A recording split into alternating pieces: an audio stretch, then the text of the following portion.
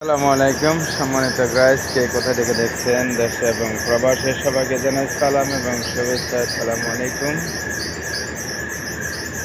আমরা এসেছি সংযুক্ত আরব আমিরাতে গ্রিন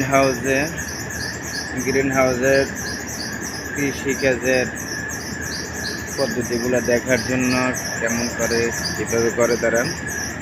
এই যে টমেটো গাছ ওরা পাইপলাইন করে মোটামুটি সুন্দরভাবে প্রসেস করে গ্রিন হাউসের ভিতরে। ওরা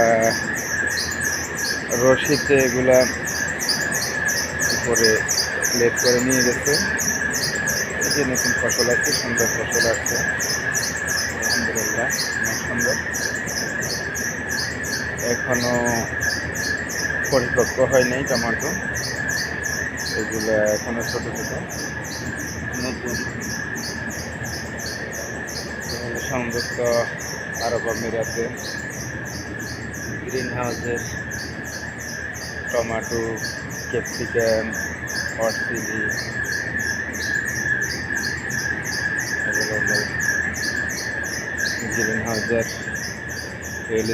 গ্রিন হাউসের ভিতরে লাইটিং আছে, যে ওই মশা মাছি অন্যান্য পোকামাকড় নিধনের জন্য ওরা লাইটিংয়ের ব্যবস্থা রাখছে।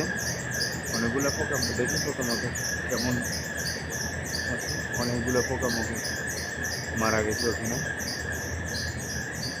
মাশাআল্লাহ, অনেক সুন্দর গ্রিন হাউসের এই টমেটো গাছের দৃশ্য। কে কোথা থেকে দেখছেন, কেমন লাগছে অবশ্যই কমেন্ট করে জানাবেন ইনশাআল্লাহ। যারা নতুন তারা অবশ্যই ফলো দিয়ে সাথে থাকবেন। এগুলো হলো ক্যাপসিকাম মাশাআল্লাহ অনেক ভালো ফসল। এগুলো ক্যাপসিকাম দেখেন, ছোট ছোট গাছ, এক একটা গাছে অনেকগুলো ক্যাপসিকাম। এই যে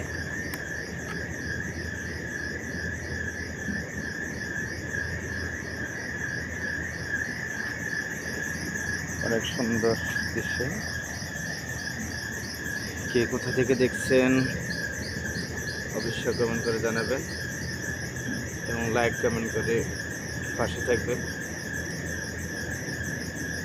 এগুলো হলো সালাদের মরিচ, এগুলো মিষ্টি মরিচ, এগুলো জাল না, আমাদের দেশের মরিচের মতো।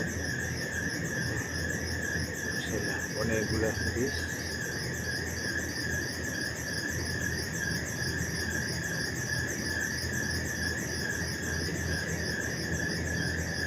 পাশে হলো ক্যাপসিকাম, দেশে হলো